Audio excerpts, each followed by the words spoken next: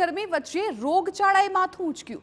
ઝાડા ઉલટીના 2206, ટાઇફોઇડના 85 કેસ, કમળાના પણ 8 કેસ નોંધાયા। મનપાના આરોગ્ય વિભાગની ટીમ હરકતમાં આવી। 4 રેપિડ રિસ્પોન્સ ટીમ અને આરોગ્ય વિભાગનો 1.33 લાખ ઘરમાં સર્વે। પાણીપુરી, આઈસ ડીશ, આઈસ્ક્રીમ સહિતના 250 નમૂના લેવામાં આવ્યા।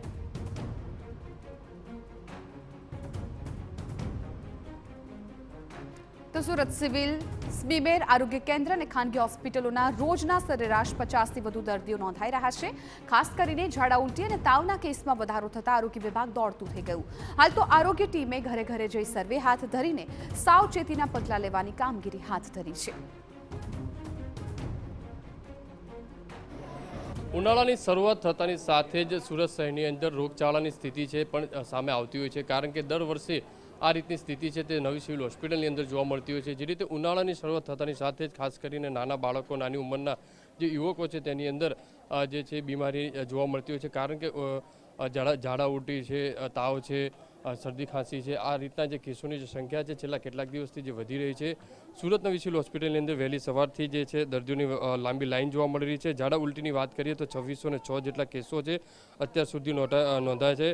ટાઇફોઇડના જે 85 કેસ અને કમળાના 8 જેટલા જે કેસ છે તે નોંધવામાં આવ્યા છે।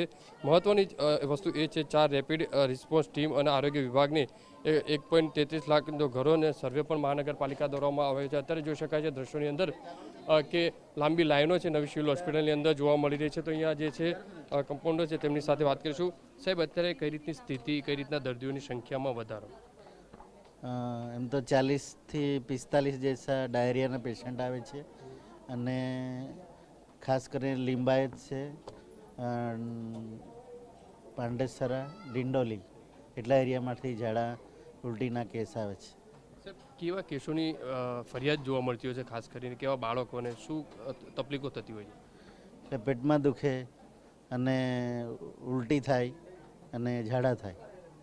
પહેલા ઓપીડી કેટલી હતી, અત્યારે કઈ રીતની વધી રહી છે? અત્યારે ધીરે ધીરે વધે છે, કેમ કે જે સિઝન હવે ગરમીની સિઝન વધશે તેમ તેમ બાળકો આવે છે। પહેલા કેટલી હતી અંદાજિત? અંદાજિત 5 થી 6, 10 જેટલા આવતા હતા, હવે અત્યારે 30, 35 એટલા થાય છે। જે રીતે ઓપીડીની સંખ્યામાં પણ વધારો છે, દર્દીઓની સંખ્યામાં સતત વધારો થઈ રહ્યો છે। ખાસ કરીને નાના બાળકોને જે રીતે તાવ છે, શરદી છે, ઝાડા ઉલટીના કેસોની સંખ્યા સતત વધી રહી છે। તેને લઈને નવી સિવિલ હોસ્પિટલની અંદર લાંબી લાઈન છે તે જોવા મળી રહી છે। ડૉક્ટરો દ્વારા સતત જે કહેવામાં આવે છે કે જે ગરમી જેમ પડે છે, પાણી પ્રવાહી વધારે પીવા માટેનું જે સૂચન છે તે પણ કરવામાં આવતું હોય છે। કેમેરામેન સંજય ચંડલ સાથે બલદેવ સુથાર, TV9 સુરત।